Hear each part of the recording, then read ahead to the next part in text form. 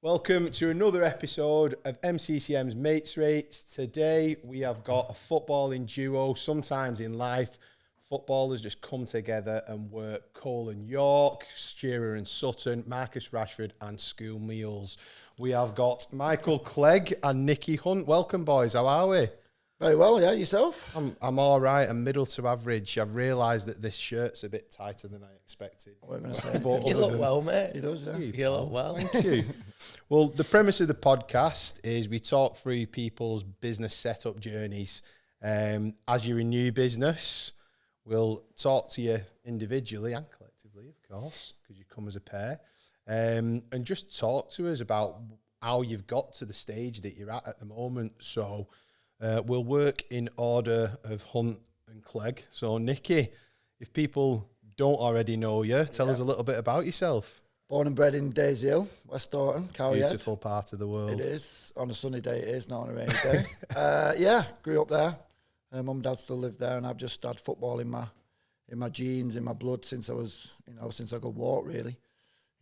Bashing the ball against the wall and, trying to find the nearest bit of green grass just to go and whack a ball on, really. And then it's grew from there. I played loads of club football as a young kid. And then I was lucky enough to get spotted by a Man United scout. Signed at 11 till I was 15.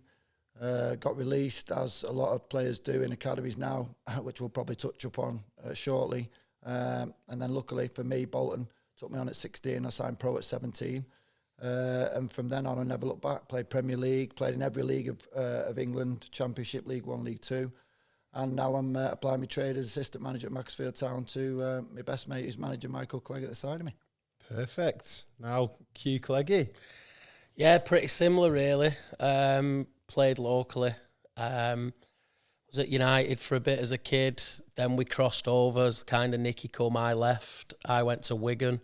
And then we went same high school, played Wigan schoolboys. I captained them all the way through. Signed at Wigan till I was 18. Had a bit of bad luck there, had an heart operation, broke my ankle, kind of fell out of it. Then I got into coaching really quickly whilst obviously supporting Nicky on his journey. So I had a few years out because I was going watching him every weekend all over the place. And then I started knuckling down from about 26 with my football, really. And Nicky was a massive part of it because before analysis and kind of all that stuff, he used to bring his DVD home off Big Sam on oppositions on a Friday. I was more into him than he was. And we lived together at that point, and my passion's always been football, but I realised I was a lot better at kind of galvanising a group than myself. So I kind of went down that road. And then we always knew one day we'd work together, really, and that's where we are now. Yeah. Well, for people who don't know, it will be in the little write-up underneath the podcast, but you two have now founded a football academy, or a soccer school, as you've named it. And you've mentioned that you went to school together. It's a full circle journey, isn't it? You're taking it back to your old school. So tell us a little bit about it. I think we've been wanting to do this for a while, I think, me and Cleggy, and it's with work commitments that we both had and stuff, it's probably like quite a good fit now that we can do it, and go back to obviously where it all started, as a cliche as it sounds, but it actually is. It's our old high school. It's been renamed Allerton High School now. It was Ecky Fleck when we was there, Ecky Fletcher. But yeah, we just thought, look, can we give something back to the community that's brought us, up and brought us up in our surroundings and that, and we just wanted to give kids a chance to focus on their talent. Doesn't matter. You can be any ages. Wherever you're at in your football career, just starting. You might be playing football 5 times a week, but you just need that extra hour or two on a Monday evening, which is when it'll be. And we just thought, let's bang our heads together and see what we can do and see if we can get something back to all the kids in the community. I think a lot of footballing dads, in particular, have visions of grandeur, don't they, when little Billy or whatever starts kicking a ball about. They think he's going to be the next Messi. But from talking to you guys and working with you over the last few weeks, it's a lot more inclusive, your soccer school, isn't it? You've got different visions of how it's going to be run. So tell us a little bit about that. Yeah, for me, I think we're both so heavily connected now, and I think in where we're from, it's an hotbed of talent, but I've got boys myself at 9 and 12, and what I've noticed watching them play locally over the last few years, I think like Atherton, Lee Tills, Lee Astley, Bolton, we kind of get forgotten about a touch, and your United, your Liverpools, your Cities, they're always in like Manchester, Salford, Liverpool, and there's a lot of good lads. I mean, we all know them, don't we, from round here who've gone on to do good things. So for us, it's the better players. Can we help them, push them, come to us, get them in academies? Can we take them round academies? That's probably the end goal as a Hunt Clegg team. Yeah. And then obviously them who would just want to get a taste for it, can they come in, see if they like it, with no big signing up contracts for a year, just come in? Is it something what gives you kid confidence, or is it boys, is it girls, whatever that may be, whether it being advice or anything? We've kind of done it all. I've lived it as a dad, I've lived it myself, I've coached, I've played Hunty on a much higher level than that. So I think we can probably give a bit of everything, but for us, it's football. For us, has done so much. You know, relationships out, like job opportunities, confidence, keeping fit, and your nutrition. All of that you can kind of bring together, and like you say, I think life's about timing, and now's a good time. You know, we've just took over a massive football club together. And on the back of that, that's given us a little bit more time, because now we're not training at nights. So it just feels like the time's right now to give back. Yeah. And I think that there's a lot of grassroots clubs in the area who even they have got kind of like an ethos that they want to drive talent and skill and ability, when in actual fact, you touched on something there. It's about building relationships and getting people out. And something that I found through my little lad at the club that he's at is he's come out of his shell massively just through sport, and he is a shy kid. And I think that given the opportunity to train with a mix of people, whether it be from your local area or all over, it does bring kids out the shells a little bit, and that confidence in their own personality starts to shine on the pitch a little bit, doesn't it? Yeah, 100%. I mean, I've got my two lads, like obviously they've been brought up with a dad who's always been manager of a team, so they're confident anyway, but they're really good around kids who are not. So I'm dead proud of them for that. But at our place, we just want it to be for anyone for whatever reason it is.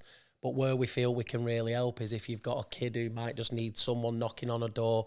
Why don't you have a look at him in this club? Why don't you have a look at him? We've got him, he's decent, she's decent, whatever it is. We just feel that we can probably create a few more openings than some others. And I don't want that to come across as it is, but where we've been over the last 10 years, we literally can make a phone call and open doors, where that might be a problem for some people. But then as well, the standard of coaching, both really good at what we do. Yeah. Hunty especially, from all ages, and then the people who are going to have working in there really good at what they do.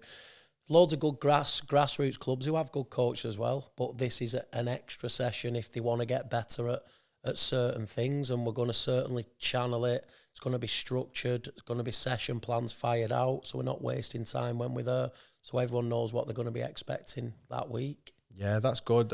And I think that, like you've just said, the grassroots element, there's nothing that can be taken away from them, because the volunteers at the end of the day, aren't they? But if you've got a kid that wants to kick on and has a real ability or just a thirst to improve, like academies and soccer schools like yours are definitely the way forward, aren't they? Talk to us about the kind of experience that you've had with the scouting system, because every bugger seems to know a scout, don't they? Someone's dad always, oh yeah, he does a bit of skating for Blackburn or something like that. So there's always people out there who spin a yarn, isn't there? Do you want to talk on it? Recruitment's recruitment. Anyway. Yeah. Obviously, we've all been down that route, and everyone kind of wants their kid to be that kid. But I think it's about being at the right place at the right time, and I just think that if some kids don't perform in that kind of circus when you go for a trial or whatever, so I think when you work with someone or people who are pretty knowledgeable and people trust your opinion all over at Northwest, it's going to be much easier for me and Nicky to say to a club, we've had this kid for a year and he's decent. You might need more than 1 or 2 weeks. He might be within himself, but get him in and he'll do all right. And these are his attributes. And I think, you can't buy that experience that we've got now. We've got a reel of players now over the last 3 years who we've sold to professional clubs.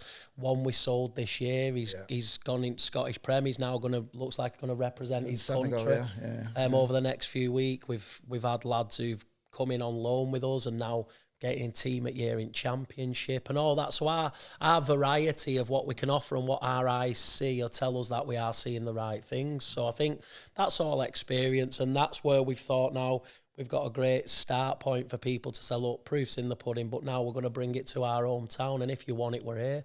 Yeah. And ultimately, it's about enjoyment at the end of the day, especially for kids.